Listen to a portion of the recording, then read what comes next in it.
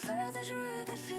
Charlie King, nos guides, c'est sublime. Avec passion et créativité, il nous fait rêver, c'est la vérité.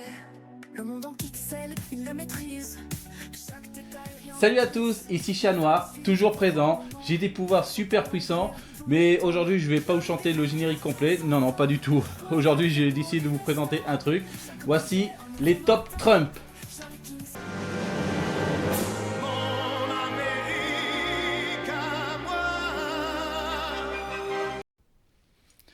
Voilà, je vous ai présenté les Top Trump. Personne dans le monde ne marche du même pas. Et même si la terre est ronde, on ne se rencontre pas. Bon, allez, blague à part. En fait, les Top Trump que je voulais vous présenter, c'est pas du tout ce que j'ai viens de montrer tout à l'heure. Non, les Top Trump sont en réalité des jeux de cartes dans lesquels vous pouvez jouer et collectionner.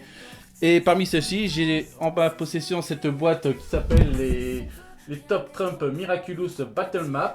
Alors voilà, c'est en fait une version de jeu de Top Trump dans laquelle vous faites une partie de Battle Map. En fait, c'est un jeu de cartes stratégique. Voilà, en fait, c'est un jeu qui se joue à 2 joueurs dans lequel vous faites devez battre vos adversaires de manière stratégique. Et comment ça se joue? Je vais vous le montrer. Bien, avec transition, je viens de sortir tout le contenu de la boîte et je vais vous montrer tout ce qu'il y a à l'intérieur. Par commencer le plus classique, la règle du jeu. Voilà, la règle du jeu du Battle Map Top Trump de Miraculous. Ensuite, comme vous pouvez bien voir sur l'autre écran de la caméra, on peut voir ici des jetons de pouvoir que je vais vous présenter tout juste après. Ensuite, le plateau de jeu et les cartes Top Trump. Vous pouvez aussi en trouver à part en marchand de journaux ou dans les magasins de jouets. Mais on vous donne déjà ce deck avec le Battle Map Top Trump Miraculous. Et après, faites pas attention à cette peluche, c'est juste j'avais mis cette peluche pour imaginer un adversaire pendant cette partie dans la vidéo. Bon, alors avant de commencer la partie, je vais vous montrer quels sont les pouvoirs de ces jetons. Alors vous pouvez voir, vous avez les jetons de Ladybug, Chat Noir, Reina Rouge, Carapace et j'allais dire Queen Bee, mais on peut dire aussi Visperia. Voilà. Alors, ensuite, quelles sont les facultés de ces pouvoirs? Je vais vous le citer en regardant la règle du jeu. Alors, du coup, le pouvoir de Lucky Charm vous permet de révéler la carte de votre adversaire. Ensuite, le Cataclysme, vous prenez le contrôle d'un tour et choisissez de placer les 3 premières cartes si vous êtes le joueur 1 ou les 2 premières si vous êtes le joueur 2. Ensuite, le pouvoir de Reina Rouge, c'est le mirage. C'est-à-dire que votre adversaire ne voit plus très clair et doit jouer sa première carte au hasard et il n'est pas autorisé à regarder les caractéristiques de celle-ci. Alors ça veut dire qu'en fait, au lieu de... ça veut dire qu'il est obligé de mélanger par exemple ses cartes. Et là, il est obligé de poser par hasard sur... non, il est pas obligé... Enfin, oui, s'il est joueur 2, il est obligé de placer au même emplacement, mais... Malheureusement, il est obligé de choisir au hasard une carte sans regarder le contenu de cette carte. Et ensuite... le pouvoir de la protection de Carapace, grâce à ça vous êtes protégé de tous les autres pions de pouvoir, à l'exception du Cataclysme, celui-ci ne sera pas concerné. Et ensuite le pouvoir du venin de Visperia, dans laquelle votre adversaire est immobilisé et vous échangez une des cartes au hasard contre l'une des vôtres. Et bien sûr regardez votre carte avant de le choisir. Voilà, alors du coup je vais vous faire commencer une partie.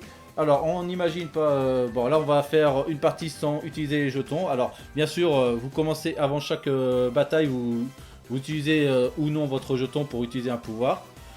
C'est votre choix. Du coup on a toutes les autres cartes qui sont là, on a du Tiki, on a du Alia, on a du Nino, on a du Riposte, on a du Marinette. Voilà, ça c'est magnifique. Alors... Du coup, je vais mélanger un petit peu les cartes, parce que c'est le truc classique. On va mélanger les cartes.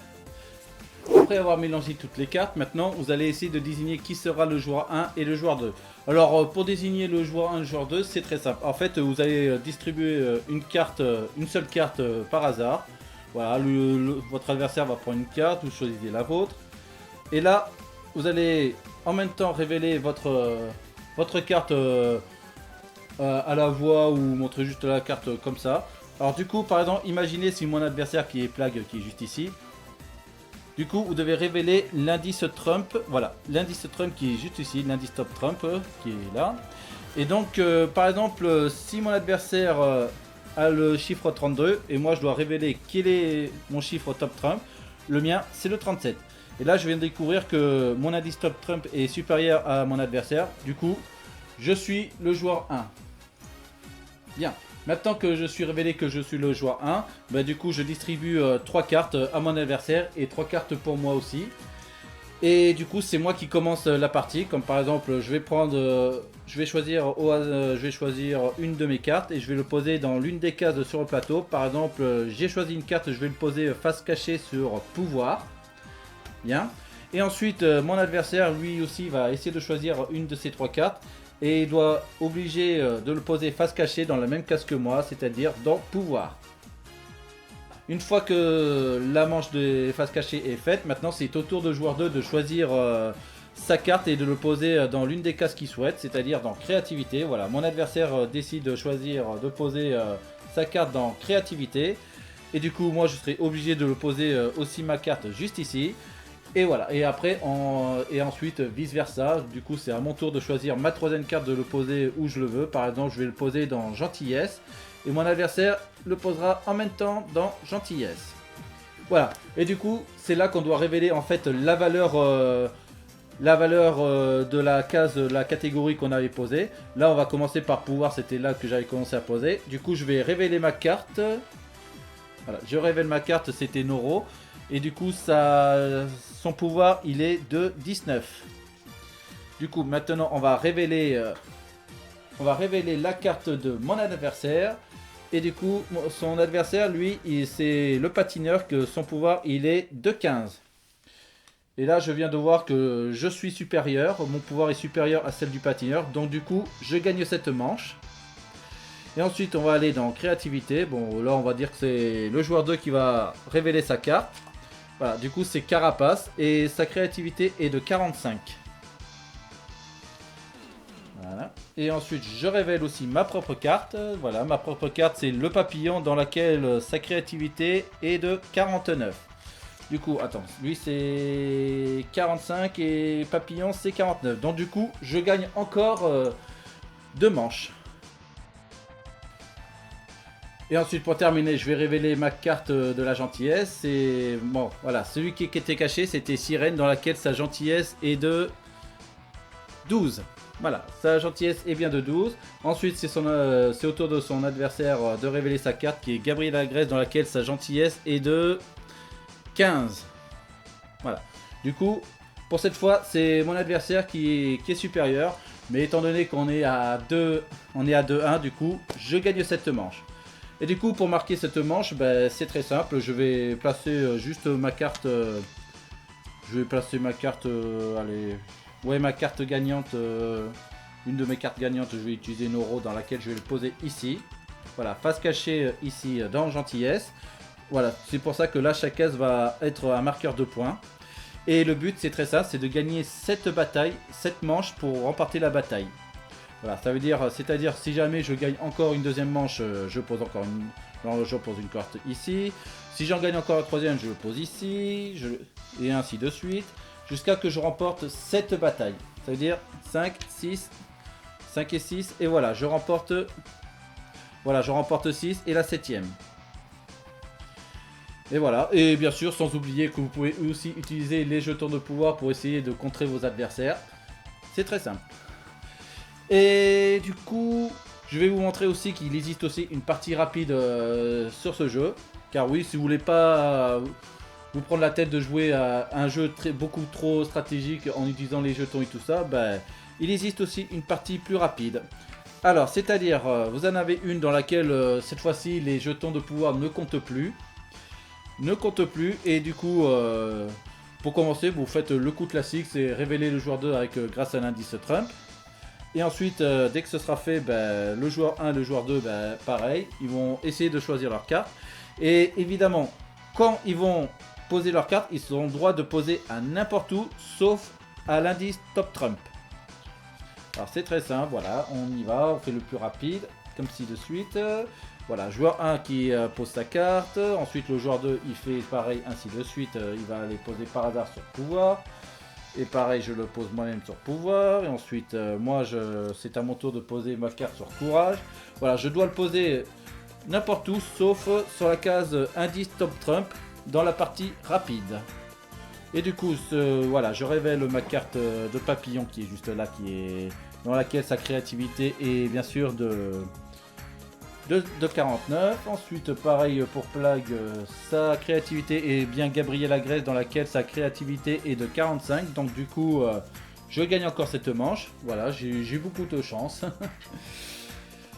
Et voilà, c'est encore le but, c'est remporter encore chaque manche pour remporter la bataille, cette bataille, et ainsi vous êtes le vainqueur.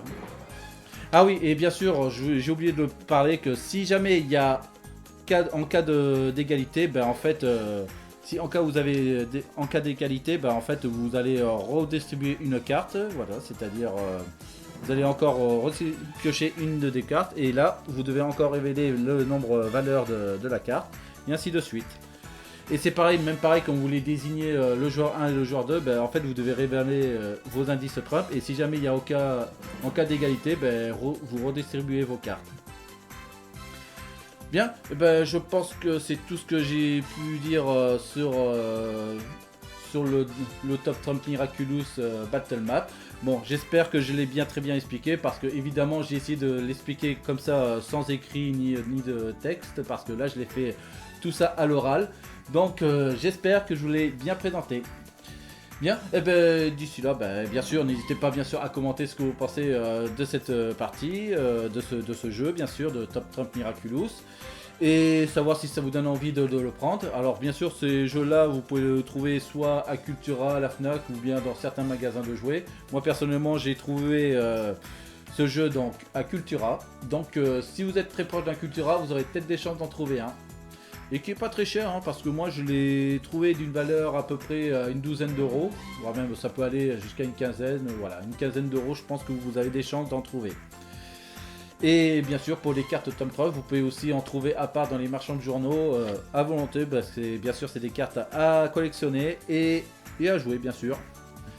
Bien, et ben d'ici là, ben, je vous dis à plus. Ben, n'hésitez surtout pas à liker, à partager et surtout de commenter ce que vous en pensez de cette vidéo. Et puis d'ici là, ben, je vous dis encore à la prochaine pour d'autres présentations de jouets. Et je vous dis à plus, sayonara et ciao.